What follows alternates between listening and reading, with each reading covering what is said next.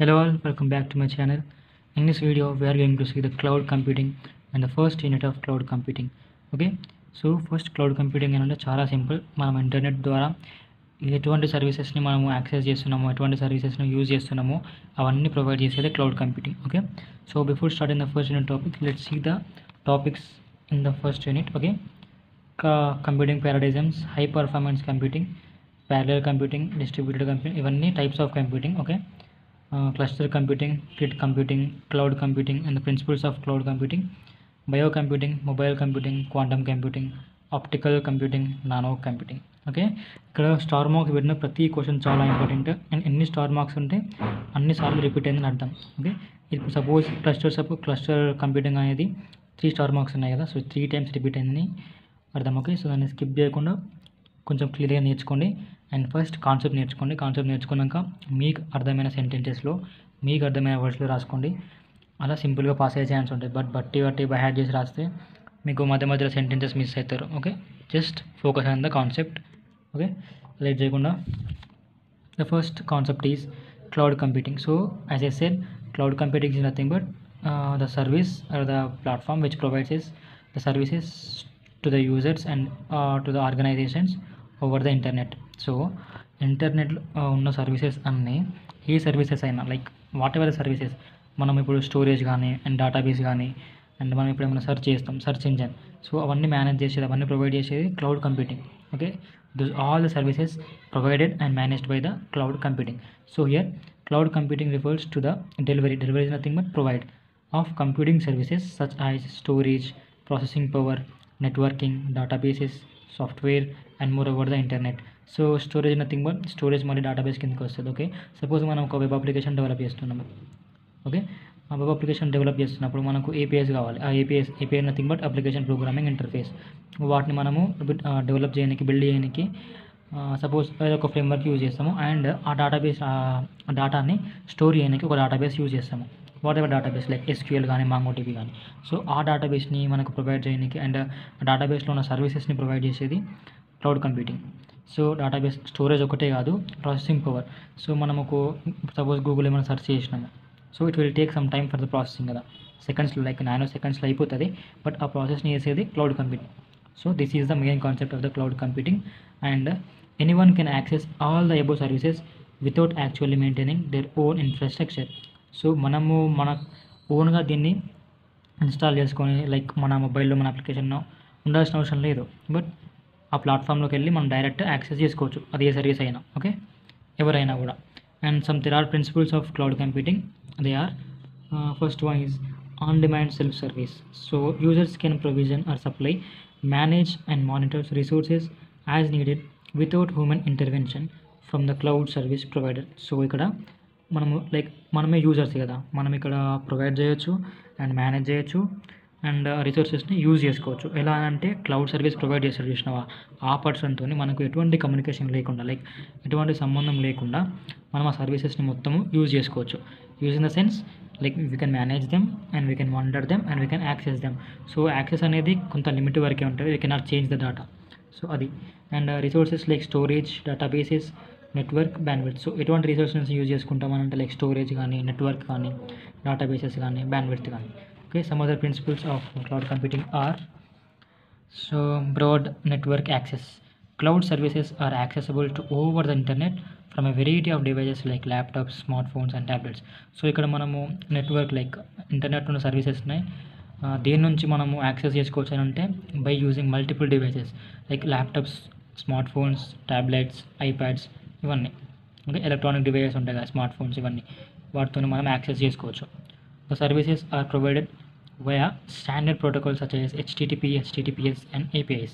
So ఈ services ఎలా provide చేస్తారనంటే by the protocol such as Hypertext Transfer Protocol which is HTTP and API is nothing but Application Programming Interface. As I said here, Application Programming Interface అని అంటే like మనము ఒక డేటాబేస్లో డేటాని store చేస్తున్నప్పుడు ఫస్ట్ ఏపీఐని ఇంటిగ్రేట్ చేస్తాము అంటే డెవలప్ చేస్తాము, తర్వాత దాన్ని డేటాబేస్తో కనెక్ట్ చేసుకొని డేటాను స్టోర్ చేసుకుంటాము. సో ఇలా మనకు సర్వీసెస్ ప్రొవైడ్ చేస్తుంది. ఇప్పుడు ఏమైనా డేటా ఉందనుకో, డేటాను మొత్తం ఒక ఏపీఐలో మనం డెవలప్ చేసి బిల్డ్ చేసి డేటాబేస్లో స్టోర్ చేస్తాము అండ్ మనకు కావాల్సినప్పుడు సర్వర్ నుంచి రిక్వెస్ట్ పంపుతాము కదా సర్వర్కి. సో అలా క్లయింట్ టు సర్వర్ జరుగుతుంది. అండ్ అలా మనకు క్లౌడ్ కంప్యూటింగ్ అనేది మనకు కావాల్సిన రిక్వెస్ట్ని ప్రాసెస్ చేస్తుంది. That is nothing but processing power. And next one is resource pooling. Pooling is nothing but sharing or providing. Okay, so ఇక్కడ రిసోర్స్ని ఎలా ప్రొవైడ్ చేస్తుంది అనేది. So cloud providers use multi tenant models to pool, like to provide resources such as servers use చేయడము, storage use చేయడము, and dynamically allocate them to users based on the demand. So ఇక్కడ cloud providers ఎలా provide చేస్తారు అని అంటే by using some multi models అనమాట. Okay, రిసోర్సెస్ని మనకు సర్వర్స్ అని అంటే లైక్ హెచ్టిటిపిఎస్ అన్నాం కదా, they are nothing but servers అనేవి హెచ్టిటిపితో రన్ అవుతాయి కదా. సో అలా మనకి సర్వీసెస్ని ప్రొవైడ్ చేస్తారు. అండ్ మెజర్డ్ సర్వీస్ ఇంకోటి, cloud computing uses a pay as you go model where users are billed based on their usage of resources such as amount of storage are computing time. Okay, మనకు like free resources అనేది access అనేది కొంతవరకే ఉంటుంది, but కంప్లీట్గా like మనము ఎక్కువ use చేస్తున్న కొద్ది ఏమవుతుంది అంటే మనం కొంచెం పేమెంట్ అనేది చేయాల్సి ఉంటుంది. లైక్ ఇప్పుడు డేటాబేస్లో క్లస్టర్స్ ఉంటాయి కదా, సో ఆ క్లస్టర్స్కి లైక్ ఫ్రీ క్లస్టర్స్ ఉంటాయి అండ్ పేమెంట్ చేసి యూజ్ చేసుకునే క్లస్టర్స్ ఉంటాయి. Okay, like M0 M1 something ఉంటాయి ఆ క్లస్టర్స్. సో అటువంటి క్లస్టర్స్కి మనం పే చేయాలి. సో యూజర్స్ ఎవరైనా వాటిని పే చేసి యూజ్ చేసుకోవచ్చు. So that is nothing but measured service. And the next is security. So cloud computing also provide security. Like suppose మనము ఒక డేటాని సెర్చ్ చేసినాము, ఆ డేటా అనేది మనకు మాత్రమే తెలియదు, రైట్? వేరే వాళ్ళకి తెలిసిందనుకో లైక్ ప్రాబ్లమ్స్ వచ్చే ఛాన్స్ ఉంటుంది. సో అటువంటి ప్రాబ్లమ్స్ లేకుండా సర్వీసెస్ని సెక్యూరిటీని ప్రొవైడ్ చేస్తుంది. ఎలా అంటే like encryption by using the encryption and decryption process, we know the CNS, right? And cloud providers implement robust security mechanisms such as encryption, access control and authentication protocols. So access control, encryption అంటే మనకు తెలుసు, like ఏమైనా messages కానీ ఏమైనా search చేసిన ఇన్ఫర్మేషన్ని third పర్సన్కి తెలియకుండా, ఓకే, థర్డ్ పార్టీస్కి తెలియకుండా ఎంక్రిప్ట్ చేస్తుంది. అండ్ యాక్సెస్ కంట్రోల్ అని అంటే యాక్సెస్ కంట్రోల్ అనేది యూజర్స్కి ఒక లిమిటెడ్ వరకు ఇస్తారు, మొత్తం ఫుల్ యాక్సెస్ కంట్రోల్ అనేది ప్రొవైడ్ చేయదు. అండ్ అథెంటికేషన్ ప్రోటోకాల్స్, అథెంటికేషన్ అని అంటే like particular user are actual user మాత్రమే యాక్సెస్ చేసుకునే ఛాన్స్ ఉంటుంది. సపోజ్ నీ గూగుల్ అకౌంట్ నేను యూజ్ చేసే ఛాన్స్ ఉండదు కదా, నథింగ్ బట్ నీ డ్రైవ్స్ కానీ ఏమైనా యూజ్ చేసుకునే ఛాన్స్ ఉండదు. అప్పుడు నేను యూజ్ చేసుకోవాలంటే లైక్ నీ యూజర్ నేమ్ అండ్ పాస్వర్డ్ని ఎంటర్ చేయాల్సి ఉంటుంది. That is nothing but authentication. And users cannot have full access to the services, only limited access will be provided. So as I said, యూజర్స్కి ఒక పర్టికులర్ సర్వీస్ మీద full access ఉండదు, only limited access మాత్రమే ఉంటుంది. And the next principle is automation and management. Cloud platforms offer automated tools for provisioning, monitoring and managing resources. So cloud platforms మనకి ఏం offer చేస్తాయనంటే like automated tools. So ఆటోమేటిక్గా కొన్ని works జరిగిపోతూ ఉంటాయి, like manual steps కాకుండా ఆటోమేటిక్గా కొన్ని స్టెప్స్ జరుగుతూ ఉంటాయి. సో ఆ టూల్స్ని ప్రొవైడ్ చేయడము అండ్ మానిటర్ చేయడము. Okay, this reduces complexity of manual management. So these are the principles of cloud computing. And the next is this is one of the types of cluster computing, cloud computing. This is the cluster computing. So మన cluster అంటే తెలుసు, like grouping. So ఇక్కడ cluster computing ఏమవుతాయంటే ఒక group of computers అనేవి together కలెక్టివ్గా టాస్క్స్ని perform చేస్తాయి సైమల్టేనియస్గా. ఎలా అంటే ఒకేసారి మల్టిపుల్ టాస్క్స్ని ఒక గ్రూప్ ఆఫ్ కంప్యూటర్స్ ఉంటాయి కదా, అవన్నీ కలిసి కంప్యూట్ చేస్తాయి అన్నమాట. So a group of computers will perform the multiple tasks simultaneously nothing but at the same time. So here cluster computing refers to the use of group of connected computers or nodes working together as a single system to perform tasks. So నేను చెప్పిన విధంగానే ఇక్కడ ఒక group of computers అనేవి connect అయిపోతాయి అన్నమాట. Connect అయ్యి ఒక మల్టిపుల్ టాస్క్స్ని ఒకే టైంలో పర్ఫామ్ చేస్తాయి. Okay, at the same time. The cluster is design to improve performance. So ఇక్కడ క్లస్టర్ కంప్యూటింగ్ ఎందుకు డెవలప్ అయిందంటే పర్ఫార్మెన్స్ని ఇంప్రూవ్ చేయడానికి అండ్ లైక్ టైం మెయింటెనెన్స్ని తక్కువ చేసుకోనికి, ఎఫిషియెంట్ని ఎక్కువ చేసుకోనికి, లైక్ ఇంప్రూవ్ చేసుకోనికి. Okay, the cluster is design to improve performance, provide high availability and enable fault tolerance. And these computers typically work in parallel sharing processing tasks and are often connected via high speed network. So suppose మనము group of networks అంటున్నాం, group of computers అనేవి ఒకేసారి పనిచేస్తూనే అంటున్నాము. అలా group of computers అనేవి ఒకేసారి work చేయాలి అంటే హై స్పీడ్ నెట్వర్క్ అనేది అవసరము. So they use the high speed network while performing the tasks. So దీన్ని ఇంకోటి ఏమనొచ్చారంటే ప్యారలల్ కంప్యూటింగ్ అనొచ్చు. ఎందుకనంటే ఒకేసారి మల్టిపుల్ టాస్క్స్ అనేవి పర్ఫామ్ అవుతున్నాయి కదా, that is nothing but parallel వేలో లైక్ టాస్క్స్ అనేవి పర్ఫామ్ అవుతాయి, కంప్యూట్ అవుతాయి. Then next is key characteristics of cluster computing. So దీని క్యారెక్టరిస్టిక్స్ ఏంటో చూద్దాము. First one is parallel processing. As I said parallel computing జరుగుతుంది. సో మల్టిపుల్ టాస్క్స్ అనేవి multiple computers connect అయ్యి టుగెదర్ పర్ఫామ్ చేస్తాయి.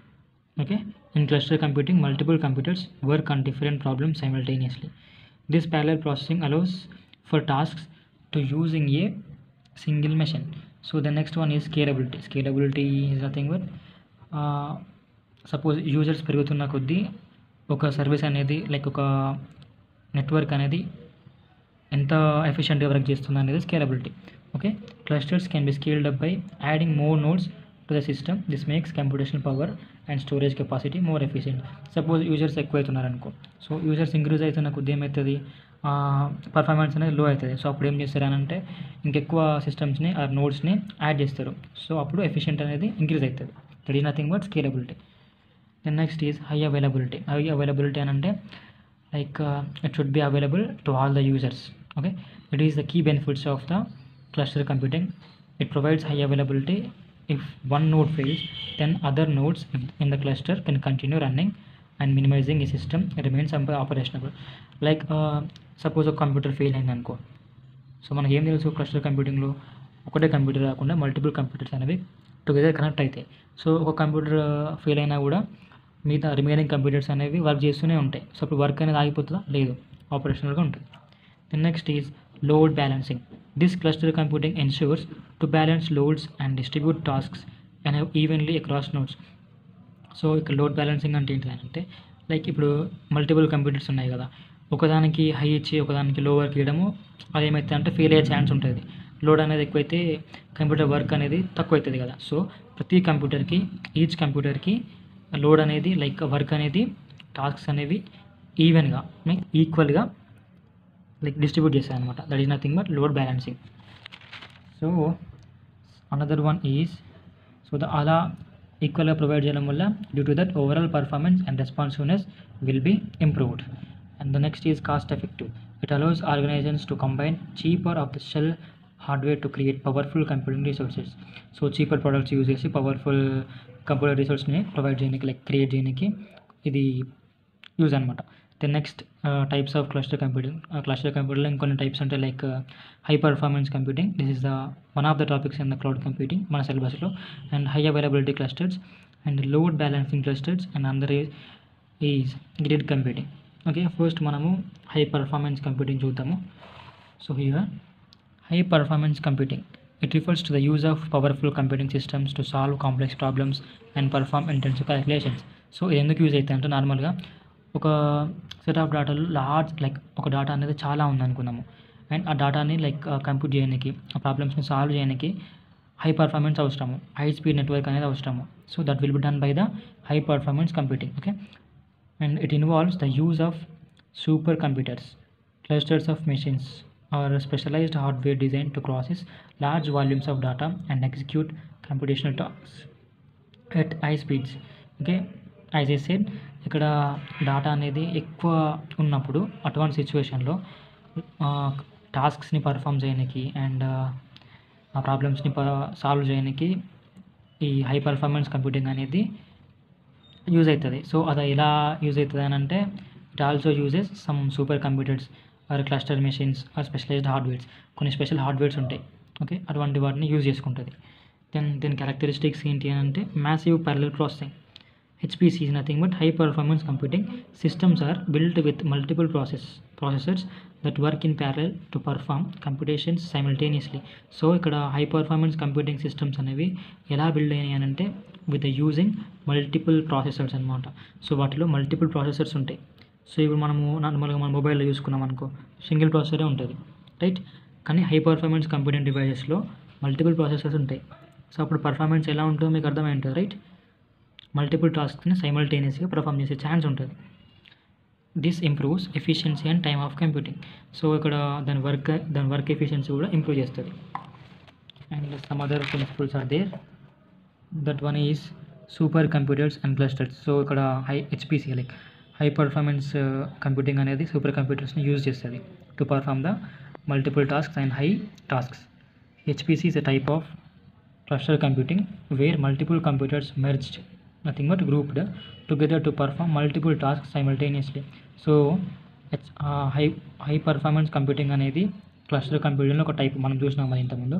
సో అలానే లైక్ ఎలా అంటే దీంట్లో కూడా మల్టిపుల్ కంప్యూటర్స్ అనేవి టుగెదర్గా కనెక్ట్ అయిపోతాయి అండ్ టుగెదర్ కనెక్ట్ అయ్యాక మల్టిపుల్ టాస్క్స్ని at the same time perform చేస్తాయి.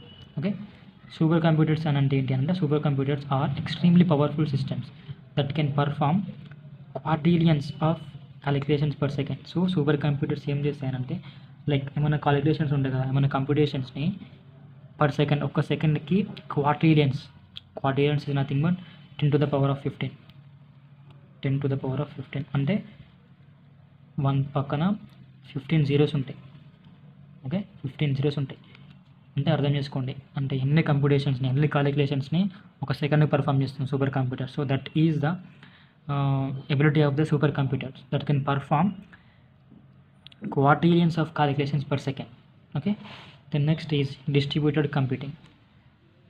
In some HPC systems like high performance computing systems, resources are distributed across multiple locations known as grid computing. This allows organizations to use resources from different networks. So ఇక్కడ distributed computing ఏం చేస్తుంది అంటే ఒకటి రిసోర్స్లో మనము like సర్వీసెస్ని provide చేసినాం అనుకో, share చేసినాం అనుకో, ఆ రిసోర్సెస్ అప్పుడప్పుడు బిజీ ఉంటాయి. ఓకే, సపోజ్ మన సర్వర్స్ ఉంటాయి కొన్ని మనకు చాలా బిజీ ఉంటాయి. ఎందుకంటే సపోజ్ మన జేఎన్టీఎస్ రిజల్ట్స్ తీసుకున్నాము, ఓన్లీ ఆ సర్వర్లో మాత్రమే ప్రొవైడ్ చేస్తాడు. సో రిజల్ట్స్ రాగానే మనం అందరం ఏం చేస్తాం, ఫటాఫట చూస్తూ ఉంటాం, బట్ సర్వర్ బిజీ వస్తుంది. సో అలా రిసోర్సెస్ని ఒకే దాంట్లో ఇచ్చుకుంటే ప్రాబ్లం అవుతుంది కదా. సో అలా కాకుండా డిఫరెంట్ రిసోర్సెస్ డిఫరెంట్ ప్లాట్ఫామ్స్లో సర్వీసెస్ అనేవి డిస్ట్రిబ్యూట్ చేస్తారు. ఓకే, అలా మనం మల్టిపుల్ ఆర్గనైజేషన్స్ కానీ మల్టిపుల్ యూజర్స్ కానీ వాటిని యాక్సెస్ చేసుకోనికి ఛాన్స్ ఉంటుంది. Okay, the next is large scale storage systems. Here high performance computing systems have large storage systems in order to deal with a vast amount of data.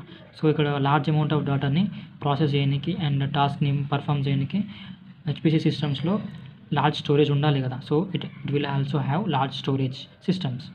So దీని uses ఏంటి అంటే scientific research, engineering simultaneous, and artificial intelligence, machine learning (AML), and genomics and bioinformatics (CNS), cryptography, network security, speed and efficiency, scalability and accuracy. These are the benefits and these are the uses of the HPC, which is nothing but high performance computing. Okay, this is about the high performance computing. And the next is grid computing. So మన grid అంటే తెలుసు, నార్మల్గా grid అంటే ఒక rectangle suppose grid తీసుకున్నాం. ఎట్లా అంటే ఇది గ్రిడ్ కదా. సో నెంబర్ ఆఫ్ సెల్స్ అనేవి ఫామ్ అవుతాయి అన్నమాట. సో ఇక్కడ ఇది ఒక సెల్ అనుకుందాము. సో సెల్ని ఏమనుకుందాం అని అంటే కంప్యూటర్ అనుకుందాం. Okay, this is a cell. ఒక ప్రతి బాక్స్ అనేది ఒక సెల్ అనుకుందాము అండ్ ప్రతి బాక్స్ అనేది ఒక కంప్యూటర్ అనుకుందాం. సో ఇక్కడ n కంప్యూటర్స్ ఉన్నాయి అనుకుందాం. సో ప్రతి కంప్యూటర్ అనేది ప్రతి సెల్ లైక్ ప్రతి కంప్యూటర్ అనేది ఇంటర్ కనెక్ట్ అవుతాయి అన్నమాట. ఎందుకనంటే టు పర్ఫామ్ మల్టిపుల్ టాస్క్స్, ఒకేసారి మల్టిపుల్ టాస్క్ని పర్ఫామ్ చేయడానికి మల్టిపుల్ కంప్యూటర్స్ అనేది టుగెదర్ కనెక్ట్ అవుతాయి. They is nothing but grid like structure. మన గ్రిడ్ స్ట్రక్చర్ ఎట్లా ఉంటుందంటే ఇలా ఉంటుంది. So this is example. నేను ఎందుకు చెప్పానంటే క్లియర్గా అర్థం కానీ కాన్సెప్ట్ అర్థం కానీ ఇక్కడ మల్టిపుల్ కంప్యూటర్స్ అనేవి కనెక్ట్ అయ్యి లైక్ కాంప్లెక్స్ ప్రాబ్లమ్స్ని కాంప్లెక్స్ కంప్యూటేషన్స్ని పర్ఫామ్ చేస్తాయి అన్నమాట. సో ఫస్ట్ చూద్దాము లైక్ ఎలా అంటే grid computing is a form of distributed computing that connects multiple computers or resources across a network, enabling them to work together to solve complex problems. So complex ప్రాబ్లమ్స్ని solve చేయడానికి ఇక్కడ multiple computers or multiple resources అనేవి ఒక network ద్వారా connect అవుతాయి. Okay, అప్పుడు complex ప్రాబ్లమ్స్ని అవి సాల్వ్ చేస్తాయి. Then grid computing uses the power of large number of individual computers to create a virtual super computer.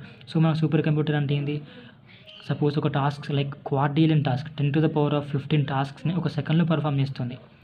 So అటువంటి సూపర్ కంప్యూటర్ని యూజ్ చేసుకోనికి లైక్ గ్రిడ్ కంప్యూటర్ అనేది కొన్ని ఇండివిజువల్ కంప్యూటర్స్ని క్రియేట్ చేస్తాయి అనమాట. ఓకే, దీని క్యారెక్టరిస్టిక్స్ ఏంటి అంటే resource sharing. So grid computing allows the sharing of resources like processing power, storage and between organisations or individuals. So ఇది ఏం చేస్తాయంటే మనకు రిసోర్సెస్ని లైక్ డివైజెస్ మధ్యలో, లైక్ ఆర్గనైజేషన్లో వాటి మధ్యలో, like in between them to share. It allows to share the resources in between the organizations or individuals. The next is scalability. It is available in large scale. Okay, heterogeneity is nothing but similarity or differences.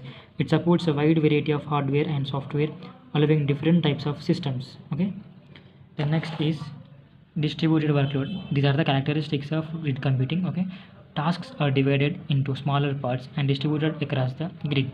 So ఇక్కడ మనకు ప్రతి గ్రిడ్లో, like గ్రిడ్స్లో multiple cells ఉంటాయి. And multiple cells is nothing but ప్రతి ఒక్క computer, each computer అనుకుందాము.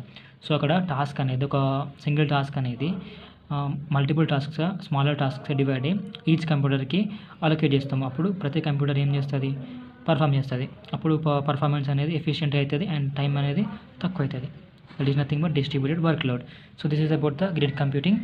And the next one is mobile computing. So mobile computing అని అంటే మన మొబైల్స్. సో మనము మొబైల్స్లో కొన్ని సర్వీసెస్ని యూజ్ చేస్తున్నాం కదా, కొన్ని యాక్సెస్ చేసుకుంటాం. Suppose using the Google services, using AWS services.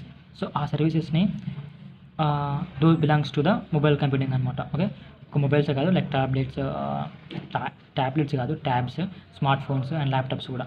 Okay, it refers to the use of portable computing devices such as smart phones, tablets, laptops to access and process data and to communicate and interact with the internet or other networks. So as I said, ఇది ఎందుకు అని అంటే నార్మల్గా మనము డేటాని, like సర్వీసెస్ని access చేసుకోనికి and communicate చేసుకోనికి మొబైల్ కంప్యూటింగ్ అనేది యూజ్ అవుతుంది. సో దాని కాన్సెప్ట్స్ ఏంటి అని అంటే, like mobile devices. So these are the portable hardware used for mobile computing, like smart phones, tablets, laptops, smart watches and other wearable devices.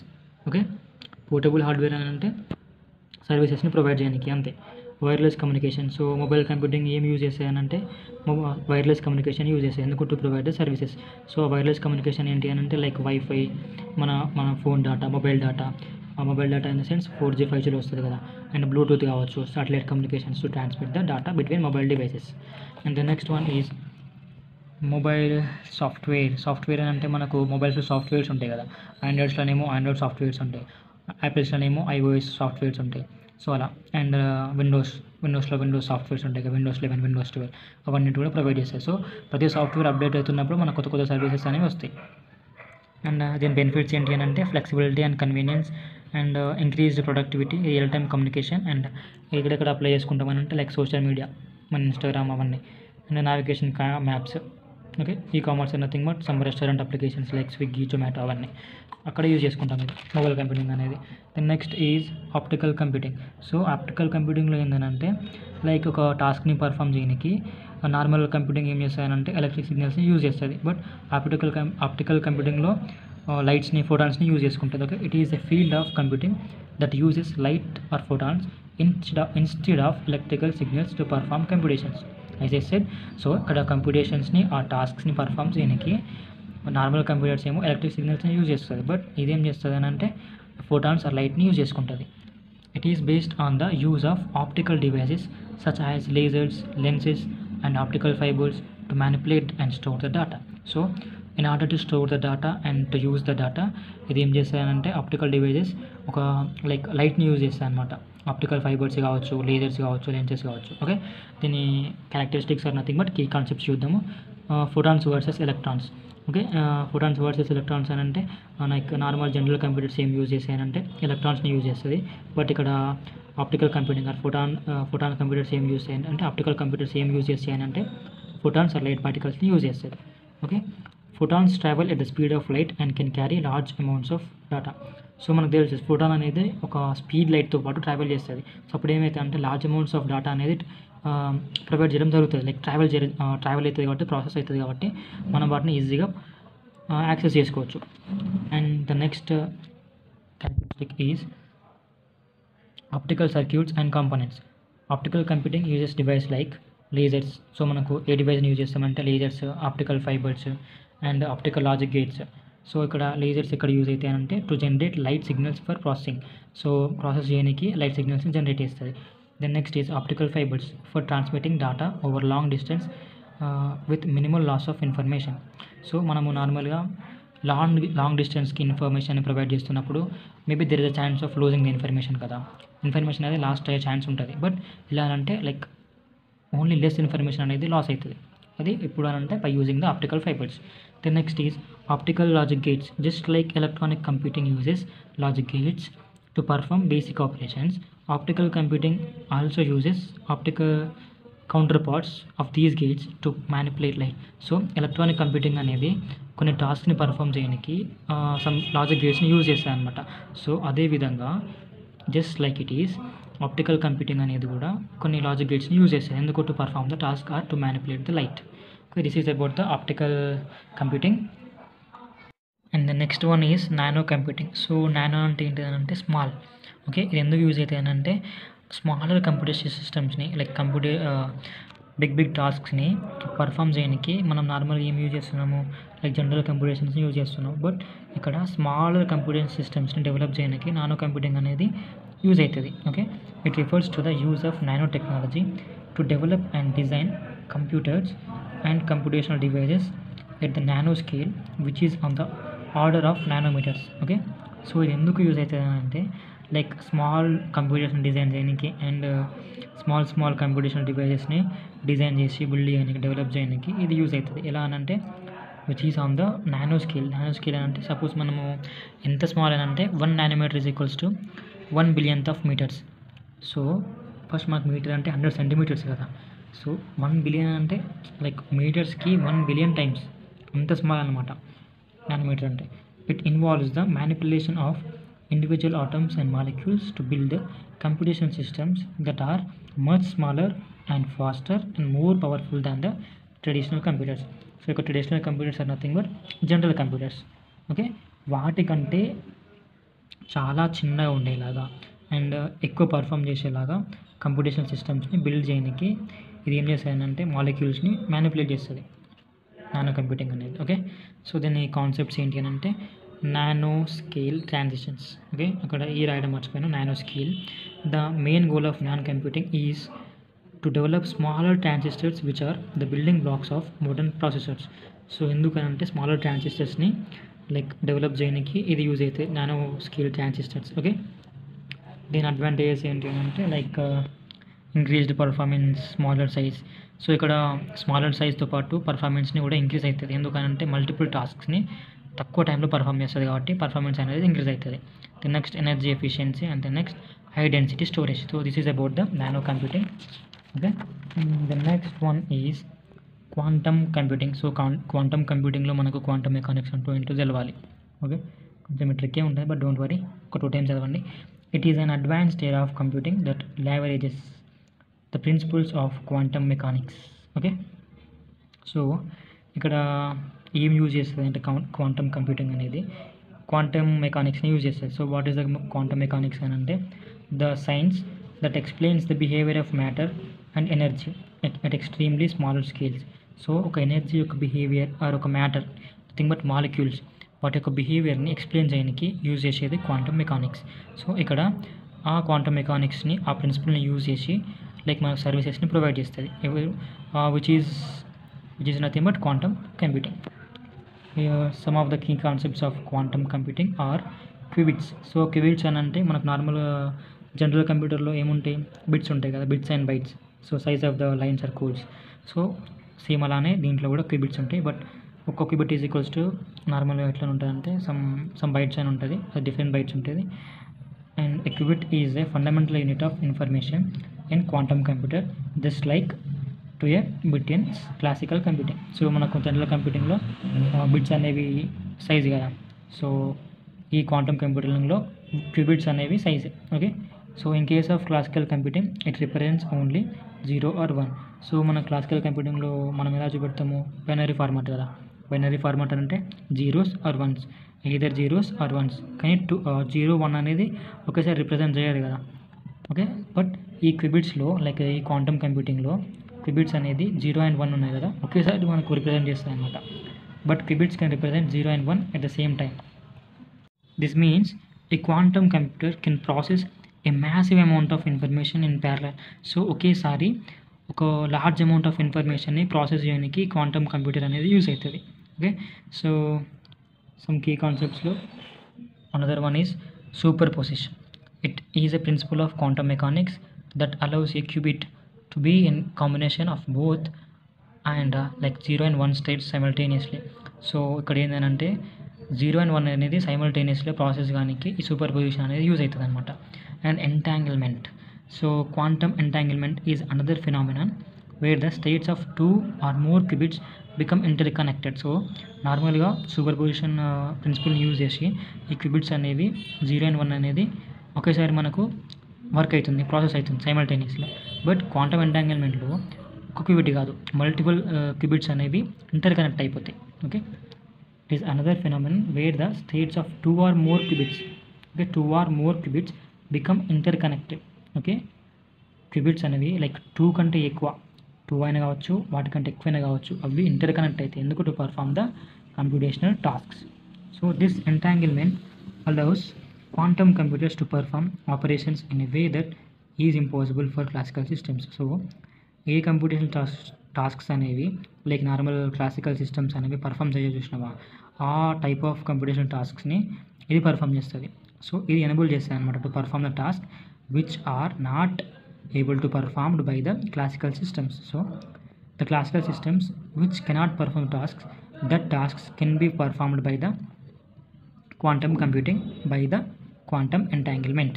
So దీని advantages ఏంటి అని అంటే ప్యారలలిజం ఒకటి, ఆప్టమైజేషన్ ఒకటి, అండ్ ఎక్స్ప్లెనేషన్ స్పీడప్ ఒకటి. So this is about the quantum computing which uses the quantum mechanics and quantum entanglement to improve the efficiency of computing. The next one is parallel computing. So it is a type of computing in which multiple processing elements such as CPU or cores work simultaneously to solve a problem.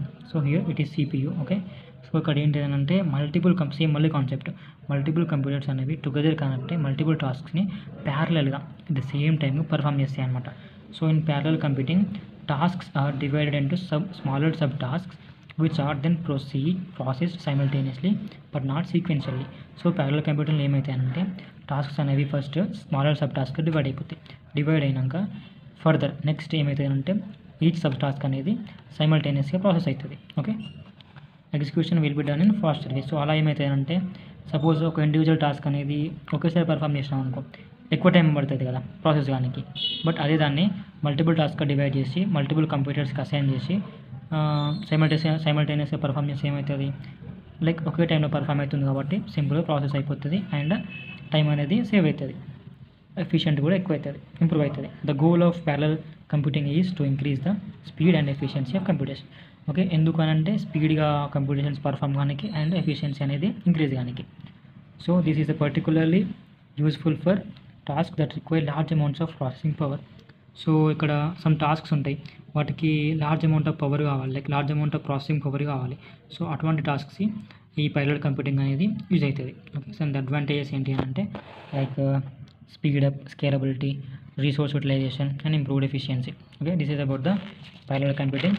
The next one is biocomputing. So I almost covered all the topics in the first unit. This is last one of the first unit. So biocomputing అంటే like biological computing అనమాట. డిఎన్ఏని detect చేయడానికి, ప్రోటీన్స్ని detect చేయడానికి. Okay, so it is also known as biological computing. It uses biological molecules such as DNA, proteins and other biological elements to perform computational tasks. So నార్మల్గా computational టాస్క్ని perform చేయడానికి ఈ బయోకంప్యూటింగ్ ఏం use చేస్తాయనంటే biological ఎలిమెంట్స్ని use చేస్తుంది. So ఆ biological elements ఏంటంటే like molecules ఏంటి అని అంటే సచ్ యాజ్ డిఎన్ఏ, ప్రోటీన్స్ కావచ్చు అండ్ సమ్ అదర్ ఎలిమెంట్స్ కావచ్చు. Okay, the goal of biocomputing is to harness to unique properties of biological systems. So ఇక్కడ ఒక బయాలజికల్ సిస్టమ్స్లో డిఫరెంట్ ప్రాపర్టీస్ ఉంటాయి కదా. సో ఆ ప్రాపర్టీస్ అన్నింటినీ రీసెర్చ్ చేయడానికి, లైక్ అబ్జర్వ్ చేయడానికి ఈ బయోకంప్యూటింగ్ అనేది యూజ్ అవుతుంది. So why is it used for అని అంటే so for the DNA computing and protein computing and synthetic biology and the genetic circuits. So this is about the first unit, and if you like the content please like and share it to your friends, and మీకు ఇంకేమైనా topics కావాలంటే comment సెక్షన్లో comment చేయండి. నేను 100% try చేస్తాను, షూర్గా టాపిక్స్ని మీకు video post చేస్తాను. And thanks for watching.